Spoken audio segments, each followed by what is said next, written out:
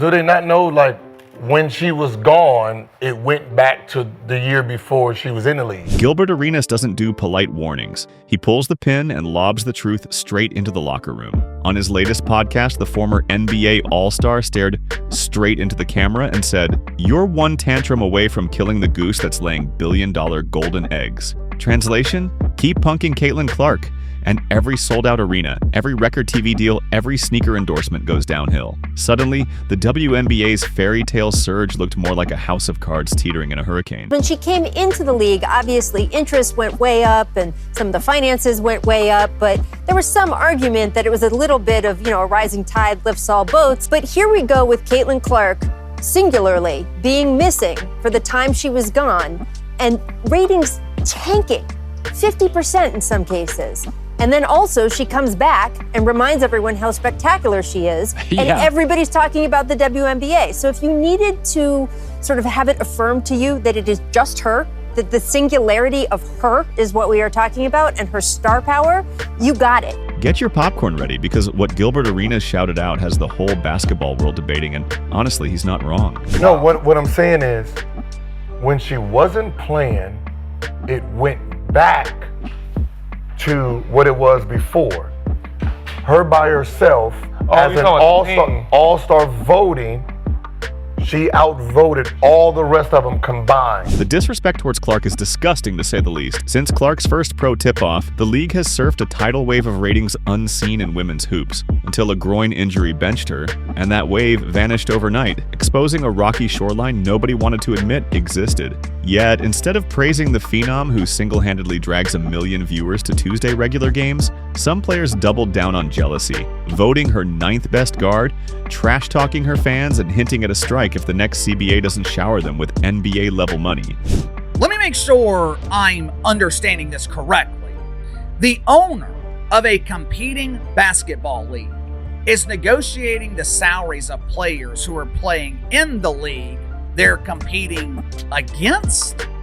But KC, Unrivaled isn't competing with the WNBA. Unrivaled was launched so WNBA players had the opportunity to make 6-figure salaries that they could never earn in the WNBA. Mix in the fact that 2 of those negotiators also own a rival league ready to poach talent, and you've got more conflicts than minutes left on the broadcast clock. Arenas saw the fuse burning and shouted what sponsors, networks, and casual fans have whispered for months. Alienate Clark, and the whole circus packs up and leaves town. But here's what's wild. I started talking to the officials in the first quarter, and we knew this was going to happen. You could tell it was going to happen. So they got to get control of it. They got to be better.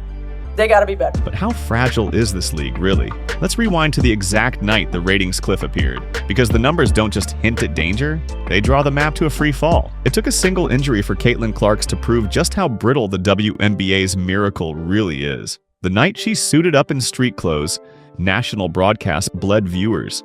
A 55% nosedive that sent executives scrambling for commercial break damage control. Ticket brokers who'd been flipping fever seats for Super Bowl prices suddenly slashed listings to half off, some practically paying fans to fill front rows just to avoid the embarrassment of empty TV shots. She, y'all eat. This is what you wanted. This is what you needed. Not be louder. When Caitlin plays, the league is primetime.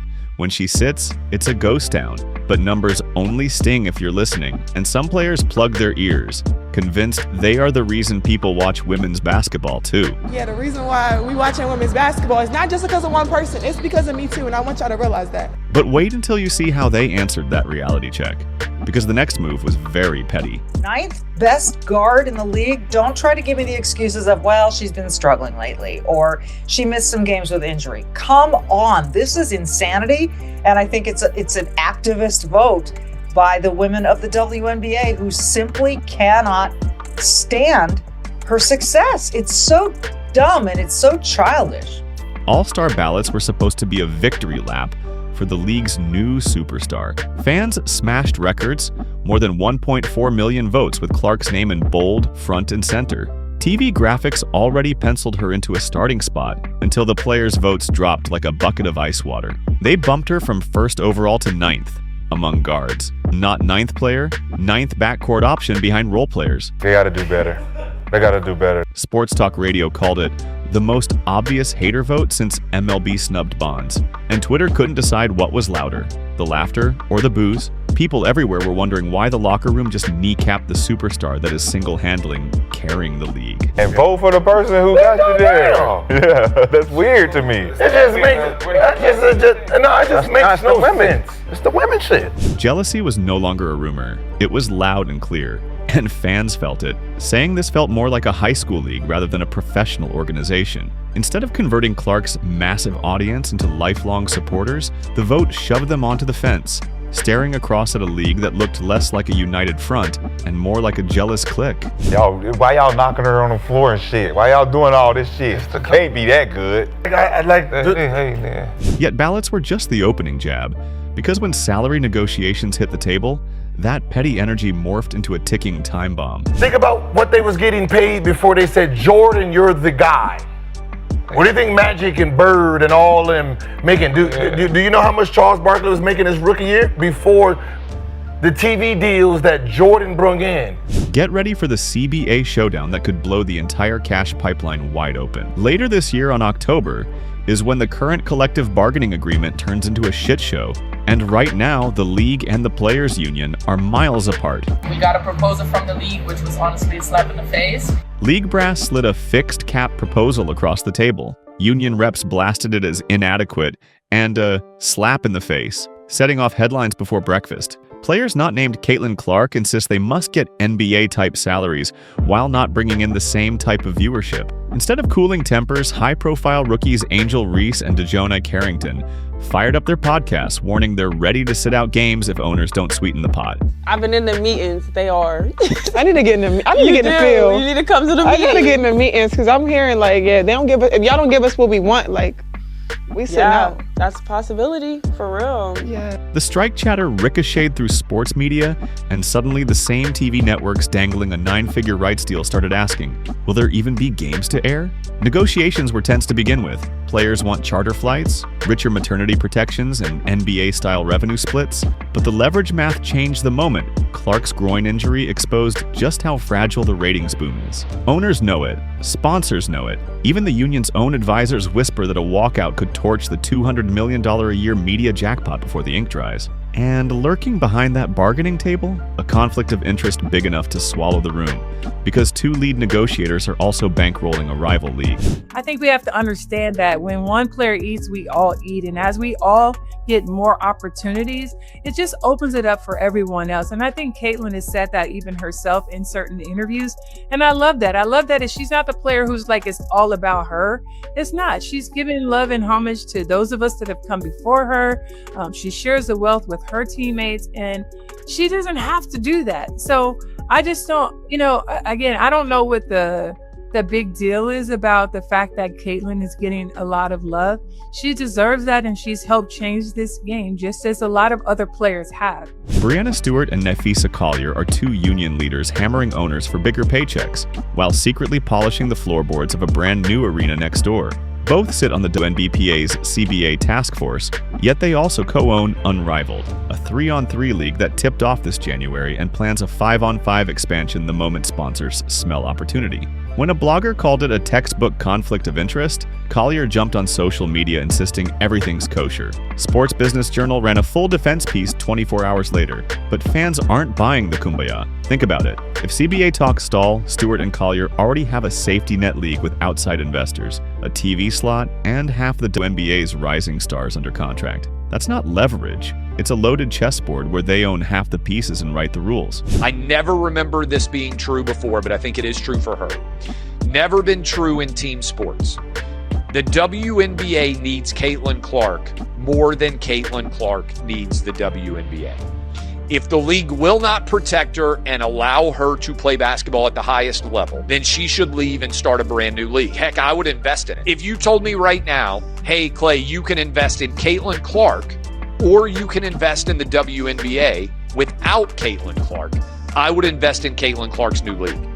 I just would. Remember that shiny $2 billion media deal dangling over the negotiation table? It's tied to Clark's viewership gold. but gold melts fast when the broadcast partners start smelling uncertainty. Ask any Fever diehard what scares them most, and it isn't a scoreboard. It's the thud you hear when Caitlin Clark gets shoulder checked into the hardwood. Rival coaches now admit their pre-game pep talks include a blunt directive. Hit her every trip, refs won't call 40 minutes of it. One coach told me, we tell our players to be as physical as they can possibly be for 40 minutes because we know for 38 of them, they're pretty much going to get away with it. So I think everybody would like to see a tighter whistle and a little bit more freedom of movement. You can see the strategy play out in slow motion replays. Grabs, hip checks, forearm shivers that would have drawn flagrants in the NBA 15 years ago. Fever head coach Stephanie White finally detonated after one especially bruising loss, barking at officials to call the fouls that are actually happening. Can you specifically detail what you mean by get control of the game, just to be in your words? Get control of the game is call the fouls that are actually happening on the floor. Right, and consistently call the fouls that are actually happening on the floor. Yet the league's marketing keeps hyping physical, gritty basketball as if bruises sell sneakers. Sponsors prefer highlights, not hospital bills. And here's where Gilbert Arenas stomps back into the story, because he's holding a playbook from the Michael Jordan era that proves exactly why protecting your superstar isn't optional. It's survival. Ready for the reality check? Arenas doesn't just compare Caitlin Clark to Michael Jordan, he drags the receipts onto the table. In his words, before the league crowned MJ, Bird and Magic were splitting what amounts to couch cushion change today. Jordan arrives, TV money explodes, and the 12th man's salary triples overnight. Then he rolls the tape forward. You're staring at the same movie right now, different cast, same ending. Right, you're making, if you're making $40,000, every 5 months, and now you're making 80, and you're making 80, do your job. When she eats, you all eat. So why vote your chef off the island? He isn't preaching ego, he's preaching economics. NBA salary growth, direct line to Jordan's global magnetism. All y'all become is hated. Like, have y'all not paid attention? No one is caring about anything else. You want to beat on it, they're going to hate on it. You want to talk shit, they're going to hate on it. Like there comes a point where reality has to kick in. Current WNBA media package projected to quadruple only because Clark drags million-viewer audiences on random Tuesdays. Arenas frames the math with brutal clarity. Any player who thinks the bag shows up without the magnet is living in fantasy camp. And his podcast analytics team drove the point home. Since Clark's debut, average league social mentions jumped 370% on her game days. Drop to single digits when she sits. That's not a rising tide. That's a one-woman monsoon. Gilbert Arenas isn't always right. Ask any ref he roasted during his playing days. But on this, the numbers back him up. Ratings, social chatter, merch, media cash, it all spikes when Clark steps on hardwood and evaporates when she limps to the bench. His gospel boils down to a single line everyday player should stencil on their locker. If the magnet leaves, the money leaves with it. So, which door does the league choose? Embrace the magnet and ride a golden decade? Or keep chipping at the foundation until the whole house caves in? Drop a like if you think they'll finally listen to Gil's warning. Or comment down below if you believe the countdown to disaster is already ticking. Either way, remember his words the next time the ratings graphic hits your feed. Because love him or hate him, Gilbert Arenas might be calling the future play-by-play.